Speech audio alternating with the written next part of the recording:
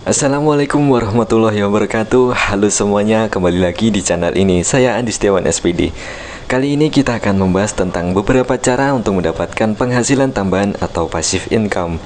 Dan kita akan membahas seberapa sulit kita memulainya. Apa itu passive income? Nanti kita akan bahas juga. Dan tidak ada jalan untuk menghasilkan uang secara instan. Pendapatan pasif atau passive income merujuk pada aliran pendapatan yang diperoleh tanpa perlu terlibat secara aktif dalam kegiatan sehari-hari yang menghasilkan pendapatan tersebut. Ini berbeda dengan pendapatan aktif di mana seseorang harus terlibat langsung dalam kegiatan untuk menghasilkan uang.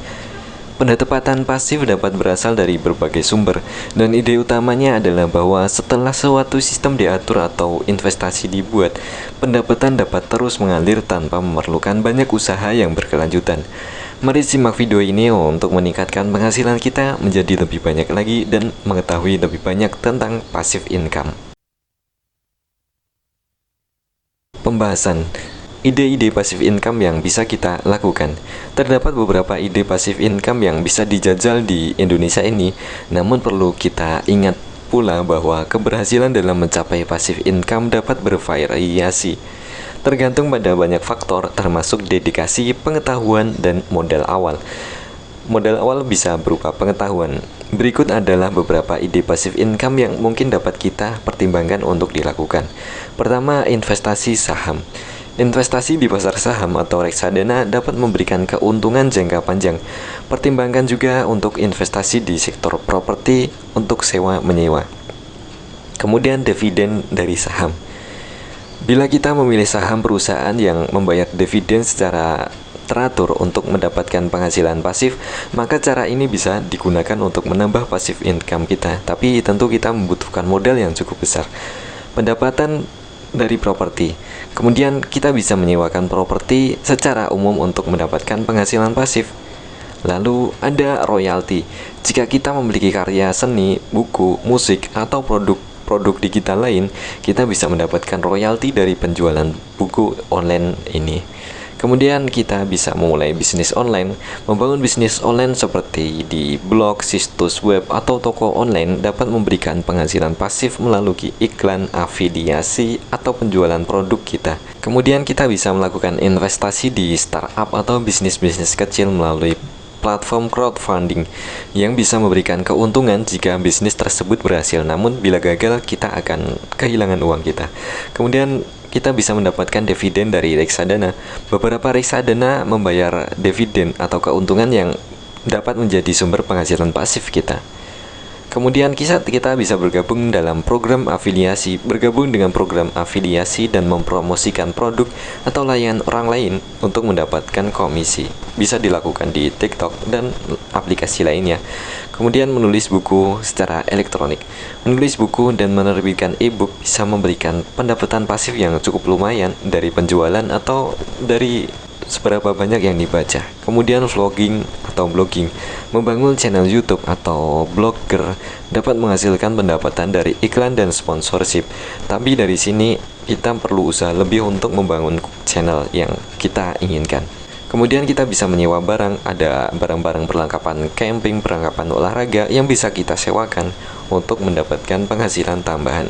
Penting bagi kita untuk melakukan penelitian secara menyeluruh sebelum memulai dan memahami resiko serta potensi keuntungan dari setiap ide passive income yang kita pilih.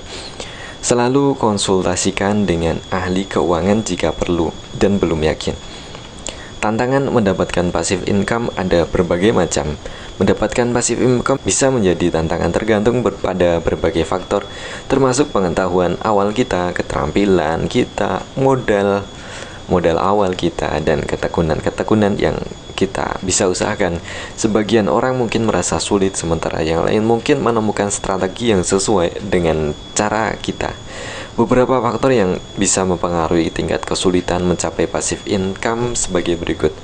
Pertama, pengetahuan dan keterampilan. Untuk beberapa jenis passive income seperti investasi saham, bisnis online, menulis buku, diperlukan pengetahuan dan keterampilan tertentu, pemahaman yang baik tentang pasar saham, analisis fundamental saham, atau kemampuan untuk membangun dan memasarkan bisnis online akan dapat membantu kesuksesan dari passive income yang sedang kita bangun. Kemudian modal awal. Beberapa bentuk passive income memerlukan modal awal seperti investasi di properti atau memulai investasi saham. Ketersediaan modal dapat mempengaruhi seberapa cepat dan seberapa besar passive income yang bisa kita hasilkan. Kemudian tentang resiko dan ketidakpastian. Setiap bentuk passive income membawa resiko dan tingkat ketidakpastian dapat bervariasi. Investasi memiliki resiko pasar.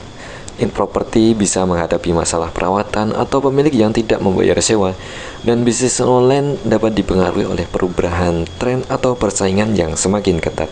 Kemudian di investasi saham kita perlu jeli meneliti saham yang paling bagus untuk bisa menghasilkan keuntungan bagi kita. Keempat, waktu yang dibutuhkan.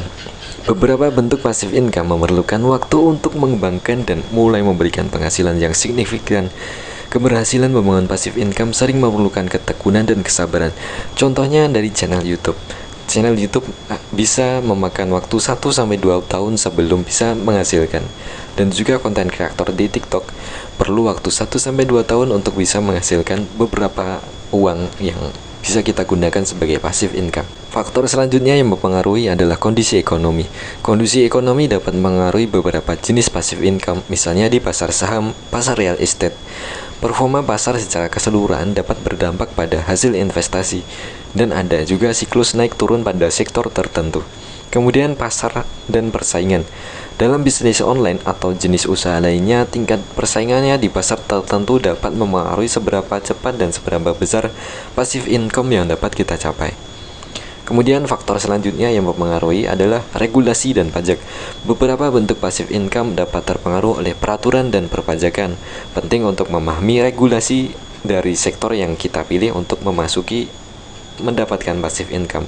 Kemudian ada perubahan teknologi. Dalam beberapa kasus, perubahan teknologi atau tren pasar dapat mempengaruhi potensi pendapatan pasif. Misalnya dalam tren bisnis online atau perubahan dalam industri tertentu yang sangat cepat sekali. Kesimpulannya di sini adalah tidak ada jaminan kesuksesan dalam mendapatkan passive income, dan setiap orang memiliki pengalaman yang berbeda-beda untuk memulainya. Yang penting adalah untuk melakukan penelitian yang cermat, evaluasi secara konsisten, memiliki rencana yang baik, dan siap untuk belajar dari pengalaman dan kegagalan. Siap untuk gagal intinya.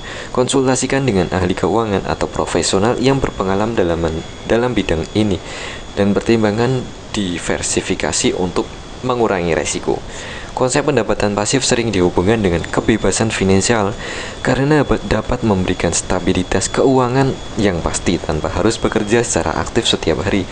Namun perlu dicatat bahwa mendapatkan pendapatan pasif seringkali memerlukan usaha dan investasi awal sebelum dapat dinikmati secara bertahap.